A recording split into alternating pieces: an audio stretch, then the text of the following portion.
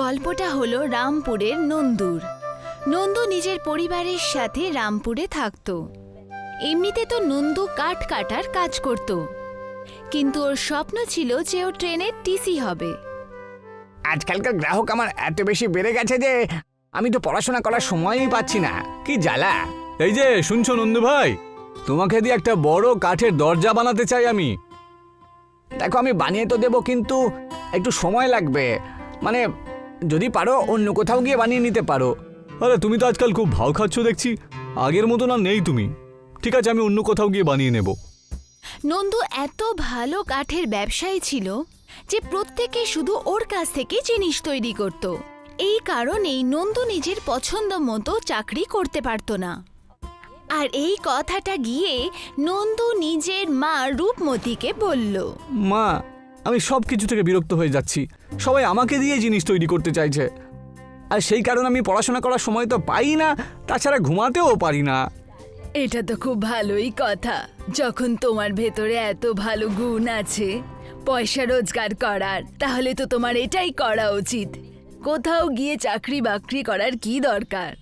না মা, আমি ট্রেনের টিসি বা অন্তত মোটরম্যান তো হবই হব, সে যাই হয়ে যাক না কেন। তুমি একটা কাজ করো, আজকে সন্ধেবেলা ট্রেন ধরে তুমি নিজের মামার ঘরে চলে যাও।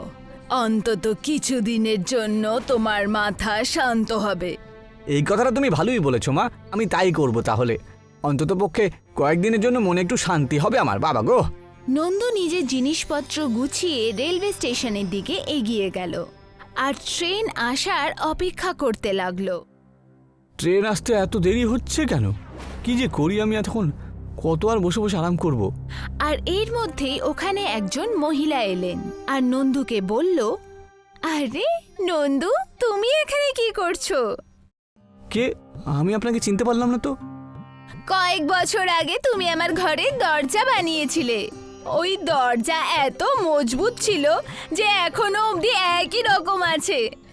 আগে ধন্যবাদ, কিন্তু আপনি কি বাইরে কোথাও ঘুরতে যাচ্ছেন? ব্যাপারটা কি বলুন তো। আমি কোথাও ঘুরতে যাচ্ছি না। তুমি শুনতে পেলে না? শহরের থেকে বাইরে ট্রেন ড্রাইভার আর টিসির এর পরীক্ষা চলছে। এই কথাটা আমিও খবরের কাগজে পড়েছি। আচ্ছা, এতে কি আমিও অংশগ্রহণ করতে পারি? এই পরীক্ষায় সব পড়ালেখা জানা গ্র্যাজুয়েট নিজের সিলেকশন চায়, কিন্তু ওখানে তোমার মতন কাঠকাটুরির কি কাজ? তুমি অন্য কোথাও গিয়ে কারোর দরজা আর কাবার্ড বানাও।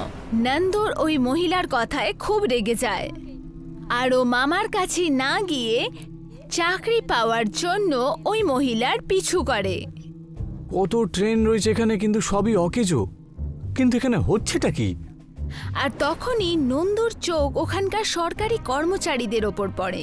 সব যুবক আর যুবতীরা যেই চাকরি খোঁজার জন্য এসেছিল তারা ওকে বলে, এই ট্রেনগুলো ইংরেজদের জমানা থেকে এখানে পড়ে রয়েছে, বুঝেছো? যে ট্রেনগুলো সদ্ব্যবহার করতে পারবে তাকেই আমরা চাকরি দেব। তাহলে তো আমার চাকরি পাকা। সরকারি কর্মচারী ওইটুকু বলে ওখান থেকে চলে গেল। তখন নন্দু ওই মহিলার কাছে গেল। আচ্ছা, ট্রেনের এই সরকারি চাকরি পাওয়ার জন্য আমিও কি এতে অংশ নিতে পারি? তুমি এখানেও চলে এসছো? আরে এটা কি কোনো পুতুলের খেলা নাকি যে তুমি করে নেবে? ওই মহিলাটি সবার সামনে নন্দুর মজা ওড়ালো।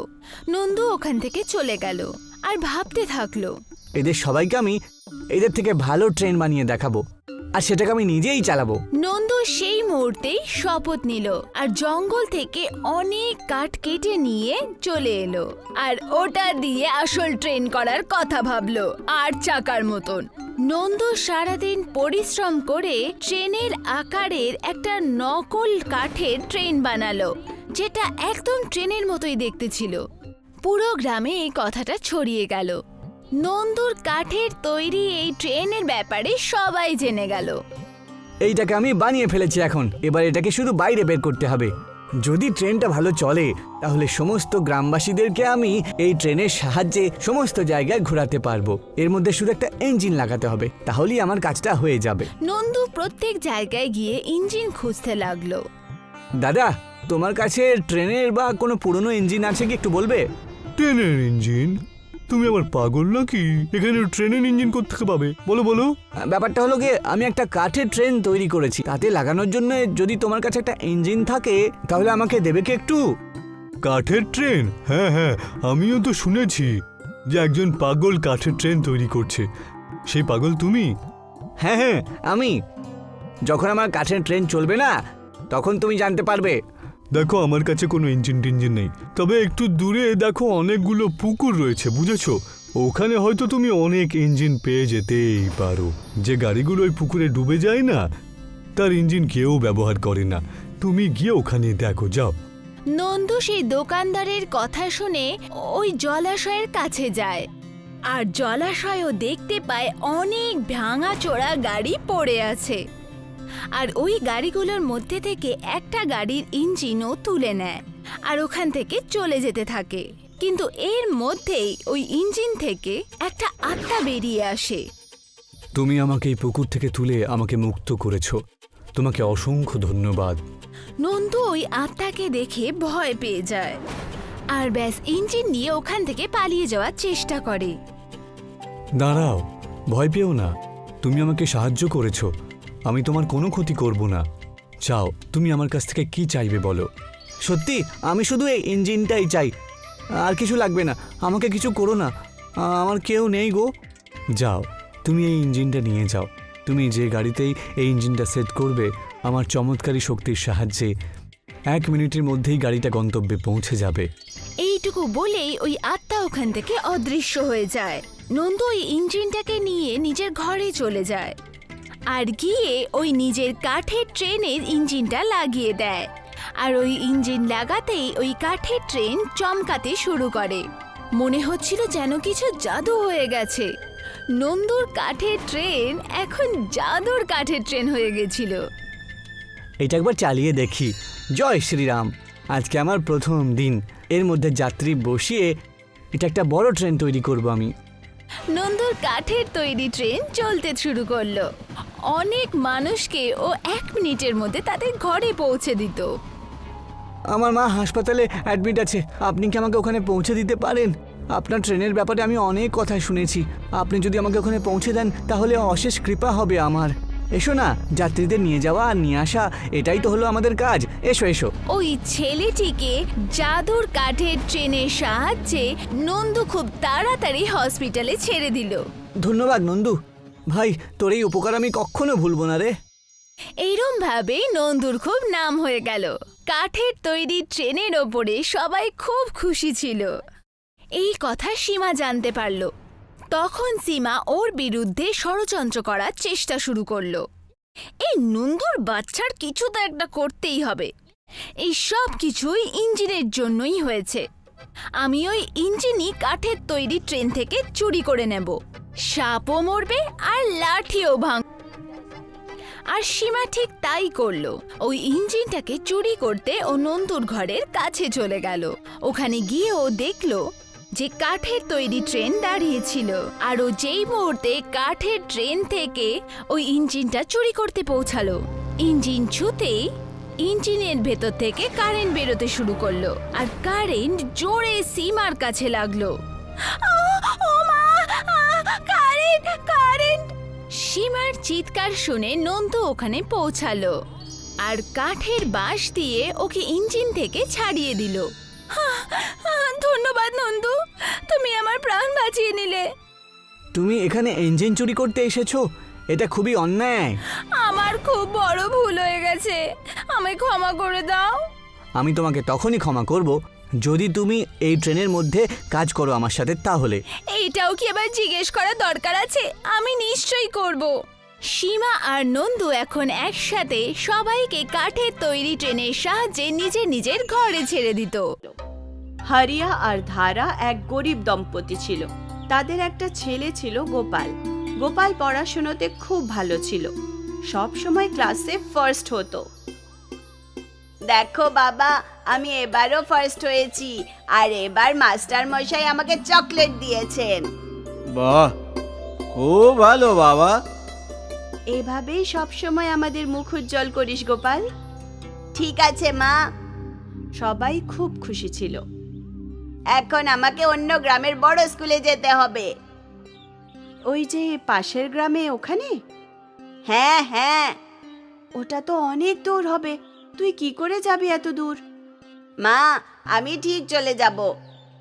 আমার আরো অনেক বন্ধুও আছে ওই স্কুলেই, ওদের সাথে আমিও চলে যাব। এটা তো খুব ভালো কথা, তোর সাথে তোর বন্ধুরাও থাকবে।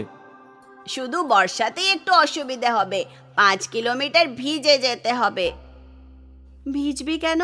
আমি তোর জন্য ছাতা এনে দেব। মা, আমাদের কাছে খাবারও তো টাকা নেই, ছাতা কোথা থেকে আসবে? বাবা, এখনো বর্ষা আসতে 1 মাস বাকি। 1 মাসের মধ্যে আমি এমন টাকা জোগাড় করেই ফেলবো যাতে তোর জন্য একটা ছাতা কিনতে পারি। সত্যি বাবা? হ্যাঁ বাবা, তুই চিন্তা করিস না, তুই শুধু তোর পড়াশোনাতে মন দে। হারিয়া একজন বাঁশের ঝুড়ি বানানোর কারিগর ছিল। ও জঙ্গল থেকে বাঁশ কেটে নিয়ে আসতো আর তা দিয়ে নিজের ঝুড়ি বানাতো। এই ঝুড়ি বিক্রি করতে ও অনেক দূরের গ্রামের বাজারে বাজারে যেত। জুড়ি নেবে?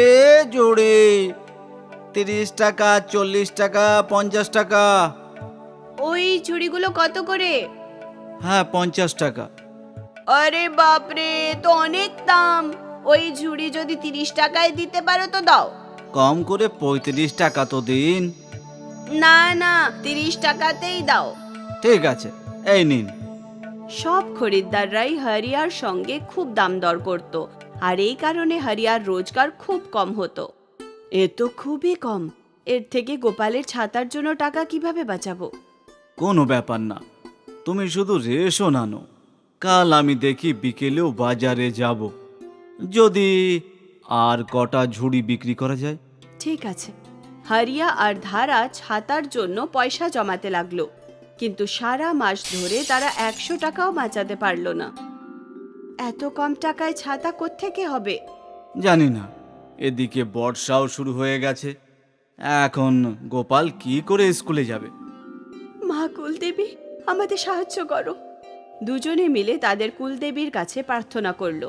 সেই রাতে পুরো পরিবার বর্ষার চিন্তায় ক্লান্ত হয়ে গেল। গোপালের চোখ জানালার দিকেই ছিল। বাইরে প্রচণ্ড বৃষ্টি দেখে ও ভাবতে লাগলো, এখন কি করে স্কুলে যাব? এই প্রচণ্ড বৃষ্টিতে তো সব বই ভিজে যাবে। মনে হচ্ছে কাল স্কুল কামাই করতে হবে। হে দেবী মা, আমাকে সাহায্য করো। গোপালের সাথে সাথে হরিয়ারও খুব চিন্তা হচ্ছিল। পরের দিন সকালে বৃষ্টি আরো জোরে নামলো। মা, এই বৃষ্টি তো থামার নামই নিচ্ছে না, আমাকে স্কুলে যেতে হবে। চিন্তা করিস না গোপাল, বৃষ্টি থেমে যাবে। গোপাল সারা দিন বসে বৃষ্টি দেখলো। ও খুব দুঃখিত ছিল। ওকে পড়ার জন্য স্কুলে যেতে হয়, কিন্তু এত বৃষ্টিতে স্কুলে যাবার জন্য ওর কাছে কোনো ছাতাই ছিল না। বাবা কষ্ট করে রোজগার করে যাতে আমাদের পেট ভরে যায়। এখন আমি যদি ছাতার জন্য জেদ করি তাহলে উনি বেচারা কোথা থেকে আনবেন? কোনো ক্ষতি হবে না আমি যদি কিছুদিন স্কুলে না যাই। হরিয়া গোপালের দুঃখ দেখছিল। সকাল থেকে রাত হলো আর সব লোক ঘুমিয়ে পড়ল। পরের দিনও একই অবস্থা, বৃষ্টি পড়তেই লাগলো আর গোপাল স্কুলে যেতে পারল না। এখনও আরো বেশি উদাস হয়ে গেল। হে দেবী, আমার প্রার্থনা শোনো, বৃষ্টি থামিয়ে দাও, আমাকে স্কুলে যেতে হবে। গোপালের এই প্রার্থনা শুনে হরিয়াও খুব উদাস হয়ে গেল। কেমন বাবা আমি, নিজের ছেলের একটা ইচ্ছেও পূরণ করতে পারি না। আমার তো জলে ডুবে মরা উচিত। সেই দিনটাও কেটে গেল আর তিনজন খাবার খেয়ে শুয়ে পড়ল। হরিয়ার স্বপ্নে তাদের কুলদেবী এলেন। হরিয়া, তুমি নিজেকে এত নিরুপায় ভেবো না, তোমার হাতেই তোমার সমস্যার সমাধান আছে। আমি বুঝতে পারলাম না দেবীমা। তুমি বাঁশ আর কাঠের ছাতা বানাও। বাঁশের? আচ্ছা দেবীমা। আর তখনই হরিয়ার ঘুম ভেঙে গেল। ও ঘরে পড়ে থাকা কাঠ খুঁজতে লাগলো, আর বাঁশও, আর কাঠ আর বাঁশ জুড়ে একটা ছাতা বানিয়ে দিল। সকালে যখন গোপাল উঠল, দেখলো ওর পাশে একটা ছাতা রয়েছে। কাঠের ছাতা? এটা তুমি বানিয়েছো বাবা? হ্যাঁ বাবা, এবার তো তুই স্কুলে যেতে পারবি। আর সেটাও বিনা ভিজে। ধন্যবাদ বাবা, অনেক অনেক ধন্যবাদ। সেই দিন গোপাল আনন্দে স্কুলে যাবার জন্য তৈরি হয়ে গেল আর তার কাঠ আর বাঁশের তৈরি ছাতা নিয়ে বের হলো। রাস্তায় অনেক লোকেরা কাঠের ছাতাটা তাকিয়ে তাকিয়ে দেখছিল। যখন ও স্কুলে পৌঁছলো, ওর মাস্টার মশাইয়ের নজরও পড়ল ওই ছাতার ওপরে।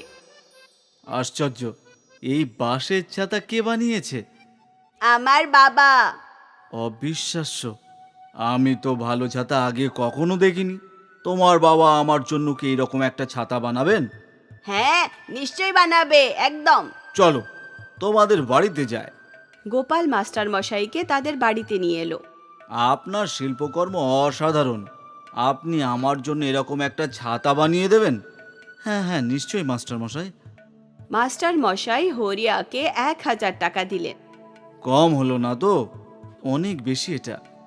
প্রথমবার হরিয়া একসাথে 1000 টাকা পেল। এত টাকা দেখে ও খুব খুশি হলো। সারা রাত জেগে ও বাঁশ আর কাঠের ছাতা বানালো। পরের দিন সমস্ত ছাতা মাস্টার মশাইকে দিয়ে দিল। তারপর কি হরিয়া বাঁশের ছাতা বানানোর অর্ডার পেল। ও ছাতা বানাতে লাগলো আর ছাতা ঝটপট বিক্রি হতে লাগলো। হরিয়া তার বন্ধুদের তার কাছে কাজে রেখে নিল।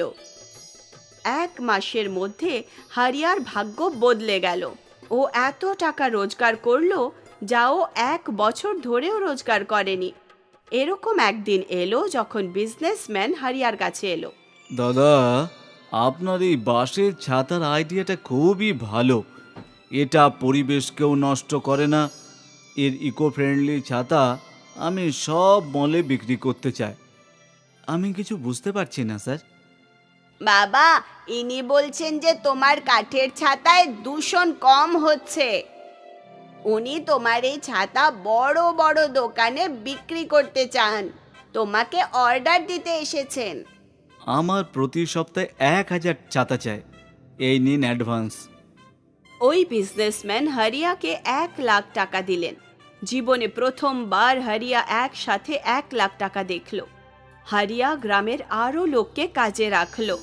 তারা সবাই কঠোর পরিশ্রম করতে লাগলো আর বাঁশের ছাতা ডেলিভারি দিতে লাগলো।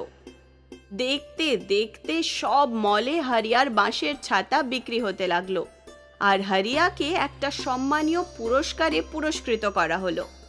তার ইকো ফ্রেন্ডলি ছাতা সারা দুনিয়ায় ছড়িয়ে পড়ল। দেবীমা, আপনাকে অনেক অনেক ধন্যবাদ। আপনি একদম ঠিক বলেছিলেন। আমার সমস্যার সমাধান আমার কাছেই আছে। সেই দিন হরিয়া জীবনে একটা বড় শিক্ষা পেল। ও বুঝতে পারল যে ছাতা ওর সমস্যার কারণ ছিল, ওই ছাতাই ওর ভাগ্য খোলার রাস্তা ছিল। তাই বন্ধুরা, সমস্যা থেকে দূরে গিয়ে নয়, তাকে সমাধান করাতেই সফলতা।